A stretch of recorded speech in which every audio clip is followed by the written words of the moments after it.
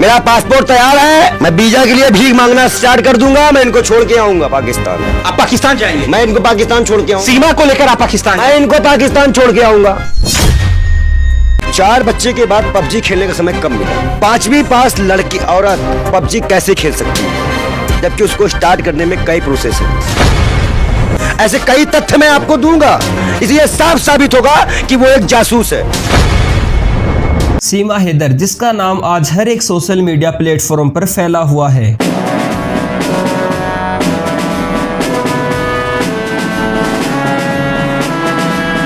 लेकिन किसी भी महिला का यूं अपने पति को छोड़कर इंडिया आना, वो भी गैर कानूनी तरीके से, ये एक सबसे बड़ा सवाल है। वहीं सीमा हैदर के पास जांच के दौरान 4 फोन, एक टूटा हुआ फोन, एक Indian SIM, 3 Aadhaar card, 6 passport, 2 video cassette, 5 vaccination ID मिली हैं। लेकिन सवाल ये है कि इतनी सारी चीजें सीमा हैदर के पास कैसे आई, और एक अकेली महिला का गैर कानूनी तरीके से इंडिया आना इम्पॉसिबल है। तो फिर सीमा के हिंदुस्तान आने में मदद किसने की? और अगर सीमा को भारत आना ही था तो पहले वह पाकिस्तान से दुबई गई, फिर दुबई से नेपाल जाती है, फिर वो नेपाल से वापस पाकिस्तान के लिए चली जाती है। फिर सीमा ने अपने साथ अपने 4 बच्चों का वीजा लिया और पाकिस्तान से नेपाल के काठमांडू में आती है। फिर वो नेपाल के पोखरा पहुंचती है और नेपाल के पोखरा से वो बस के द्वारा हमारी राजधानी दिल्ली में पहुंचती है। मतलब कि एक 5वीं पास महिला के लिए इतना ज्यादा दिमाग लगाना भी एक सोचने वाली बात है। वहीं एक पाकिस्तान के आतंकवादी ने सीमा को पाकिस्तान में सही सलामत भेजने के लिए धमकी भी दे डाली है, और उसने कहा है कि अगर सीमा को सही सलामत पाकिस्तान नहीं भेजा गया तो वो हिंदुओं को मार डालेंगे। वहीं गाइस, सवाल ये भी है कि पिछले 1 महीने से ज्यादा एक पाकिस्तानी महिला हमारे दिल्ली में रह रही थी, तो भी हमारी सुरक्षा एजेंसियों को क्यों पता नहीं चल पाया? हमारी सुरक्षा एजेंसियां क्या कर रही थी, चलिए जानते हैं। इस रास्ते से वो आई है, क्या जांच हुई कि उससे आतंकवादी आए हैं कि नहीं आए हैं? मैं देश नहीं बिकने दूंगा, मैं देश नहीं ऐसे करने दूंगा, मैं ये कर लूंगा, मैं वो कर लूंगा। अरे डूब के मर जाओ। चिप्स वाले के साथ चक्कर था, दुकान वाले के साथ चक्कर था, सबके साथ चक्कर था। ये इंडिया की एजेंट है। मैंने रंगे हाथों मैंने अपने आंखों से इसको पकड़ा है इस गली में। वो दुबई में चली गई थी, वहाँ डांस करती थी। सबसे बड़ी चीज, आप इसकी वीडियो डांस की देख लें, कितना परफेक्ट डांस करती है ये। सैयद बासित का यह भी दावा है कि सीमा हैदर एक जासूस हैं जो किसी बड़ी प्लानिंग को अंजाम देने के लिए भारत में दाखिल हुई हैं।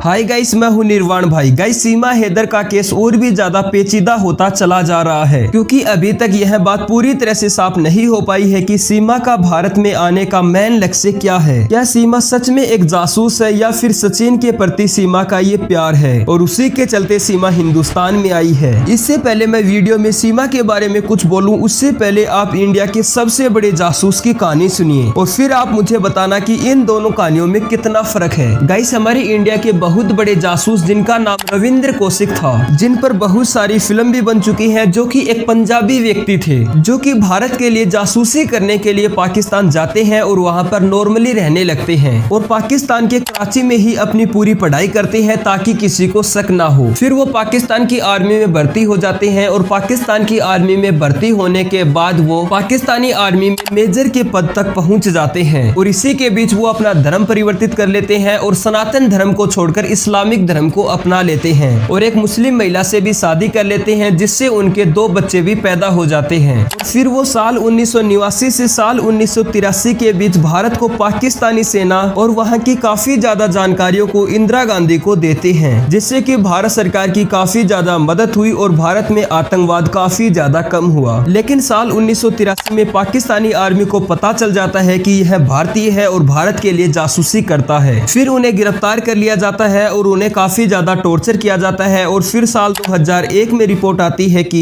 रविंद्र कौशिक की मौत हार्ट अटैक और टीबी की वजह से हो जाती है। लेकिन शायद गाइस, उनकी मौत हार्ट अटैक से नहीं हुई थी, पाकिस्तानी आर्मी ने उन्हें काफी ज्यादा टॉर्चर किया था और शायद उसी की वजह से उनकी मौत हो गई थी। और गाइस, शायद ऐसी ही कहानी सीमा हैदर की भी है कि वो अपने पति को छोड़कर सचिन के प्यार में पड़कर इंडिया गैर कानूनी तरीके से रहने आ जाती है और इंडिया पहुंचने के बाद वो अपना धर्म परिवर्तित कर लेती है और हिंदू हिंदू बन जाती हैं और अपने बच्चों को भी हिंदू बना देती हैं और उनके नाम भी हिंदू रख देती हैं। और गाइस सचिन और सीमा की मुलाकात एक पबजी जैसी गेमिंग ऐप के जरिए होती है। मतलब कि गाइस इन सभी बातों को मिलाकर देखें तो पाकिस्तान के मन में भारत के खिलाफ कोई ना कोई साजिश तो जरूर चल रही है। लेकिन गाइस इस पूरे केस में सबसे बड़ा सवाल ये है कि सीमा के इंडिया पहुंचने के बाद सचिन ने पहले उसे एक किराए के मकान में रखा, वो भी 1 महीने से ज्यादा दिनों तक, और मकान मालिक को बताया कि वो शादीशुदा हैं। लेकिन गाइस एक पाकिस्तानी महिला जो कि काफी दिनों से देश की राजधानी के पास ही रह रही थी, तब भी हमारी सुरक्षा एजेंसियों और हमारे खुफिया विभाग को इसके बारे में क्यों पता नहीं चल पाया, हमारा खुफिया विभाग क्या कर रहा था। और गाइस ये तो अकेली सीमा की ही सच्चाई सामने आई है, पता नहीं कितने ऐसे लोग हैं जो कि सीमा हैदर की तरह ही पाकिस्तान से इंडिया आ गए होंगे। और गाइस सवाल ये भी है कि क्या सीमा सच में पाकिस्तान से अकेले आई थी या फिर उसके साथ कोई और भी आया था, ताकि सीमा भारत की सुरक्षा एजेंसियों को अपने जाल में फंसाती रहे और उसके साथ आया व्यक्ति अपने काम को अंजाम दे दे। और गाइस जब पहली बार सीमा से पूछा गया तो उसने बताया कि उसकी शादी जबरदस्ती हुई थी और उसके परिवार का कोई भी व्यक्ति पाकिस्तानी सेना में नहीं है और उसका पति दुबई में है। लेकिन गाइस जब यूपी की एटीएस टीम ने जांच की तो पता चला कि सीमा का भाई खुद पाकिस्तानी सेना में है और उसका चाचा भी पाकिस्तानी सेना में सूबेदार के पद पर है, जिसके बारे में सीमा ने कुछ भी नहीं बताया था। और गाइस अब सवाल ये भी है कि सचिन एक टूटे फूटे मकान में रहता है और केवल 24 साल का ही है, वहीं सीमा हैदर की उम्र 27 साल से भी ज्यादा है और उसके 4 बच्चे भी हैं। तो क्या ये सच में कोई प्यार है या फिर सीमा एक जासूस है? और क्या सच में सीमा ने सचिन को भी अपने साथ मिला लिया है और किसी बड़े काम को अंजाम देने वाली है? ये फिलहाल एक सबसे बड़ा सवाल बना हुआ है, जिसके बारे में हमारी खुफिया टीम और हमारी एटीएस टीम पता लगाने की कोशिश कर रही है। गाइस हमारी खुफिया एजेंसियों को सीमा हैदर की सच्चाई एक वकील के जरिए पता चलती है, जिनके पास वो कानूनी तरीके से शादी करने के लिए जाते हैं और वही वकील जाकर पुलिस को और हमारी खुफिया एजेंसियों को सीमा के बारे में बताता है। मतलब ये है कि गाइस भारतीय सुरक्षा एजेंसियां इतनी ज्यादा सतर्क नहीं है देश की सुरक्षा को लेकर, क्योंकि अगर वो सतर्क होती तो सीमा भारत में गैर कानूनी तरीके से प्रवेश करना तो दूर कदम भी नहीं रख सकती थी। क्योंकि गाइस आप खुद सोचो कि जैसे भारत में सीमा गैर कानूनी तरीके से आई है, वैसे ही कोई भी आतंकवादी भारत में गैर कानूनी तरीके से आ सकता है और शायद ही हमारी सुरक्षा एजेंसियों को इसके बारे में पता चलेगा। गाइस सीमा और सचिन भारत आने से पहले करीब 1 सप्ताह के लिए नेपाल के होटल में रहते हैं और वहीं भारत में प्रवेश करने की योजना बनाते हैं, जिसके बाद सीमा वापस पाकिस्तान चली जाती है और अपने घर बार सबको बेच करके गैर कानूनी तरीके से इंडिया में आती है। वहीं गाइस जांच में ये बात भी सामने आई है कि सीमा पाकिस्तान से नेपाल आने से पहले दुबई जाती है।